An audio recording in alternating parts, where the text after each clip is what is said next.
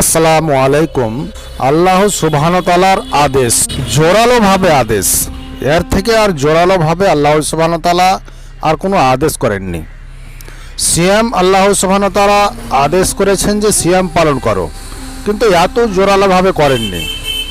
যদি আপনি সিয়াম পালন করতে না পারেন, যদি আপনি অসুস্থ থাকেন, তো সিয়াম পালনের বিকল্প রয়েছে।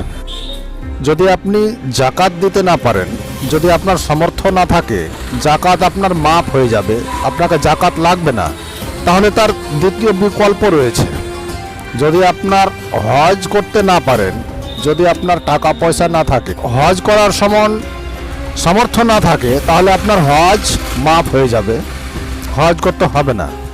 কিন্তু আল্লাহ সুবহানাহু ওয়া তাআলার জোরালোভাবে একটি আদেশ, যা আপনাকে যে কোনো মূল্যে হোক পালন করতেই হবে। পালন না করলে আপনার কোনো ভালো আমল কোনো কাজে আসবে না। তা হচ্ছে কি?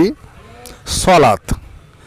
আল্লাহ সুবহানাহু ওয়া তাআলা বলেন যে সলাত যে ব্যক্তি আদায় করবে, অর্থাৎ নামাজ যে ব্যক্তি পড়বে, তাকে সমস্ত অশ্লীল ওয়াসওয়াদ কাজ থেকে আমি তাকে বাঁচিয়ে নেব। ইন্না সলাতা তানহা আনিল ফাহশাই ওয়াল মুনকার। সলাত হচ্ছে এমন একটি ইবাদত যে মানুষকে সমস্ত অশ্লীল কাজ থেকে বাঁচিয়ে নেবে। আনাস রাদিয়াল্লাহু তাআলা আনহু বলেন, রাসূল সাল্লাল্লাহু আলাইহি ওয়াসাল্লাম বলেছেন যে কিয়ামতের মাঠে সর্বপ্রথম মানুষকে সলাত সম্পর্কে জিজ্ঞাসা করা হবে। যদি তার সলাত গ্রহণযোগ্য না থাকে, তাহলে তার কোনো বাকি আমলগুলি কোনো কাজে আসবে না, সব আমল তার বাতিল হয়ে যাবে। তাহলে এই হাদিস দ্বারা বোঝা যায় যে কিয়ামতের মাঠে যখন সলাত সম্পর্কে জিজ্ঞাসা করা হবে, সলাত যদি না থাকে, তাহলে তার কোনো আমলই কাজে আসবে না, তাহলে তার সেই মুসলমান থাকতে পারবে না। সলাত আদায় না করলে তার কোনো আমল কোনো কাজে আসবে না। তো আল্লাহ সুবহানাহু ওয়া তাআলার জোরালোভাবে একটা আদেশ হচ্ছে কি, সলাত আদায় করো।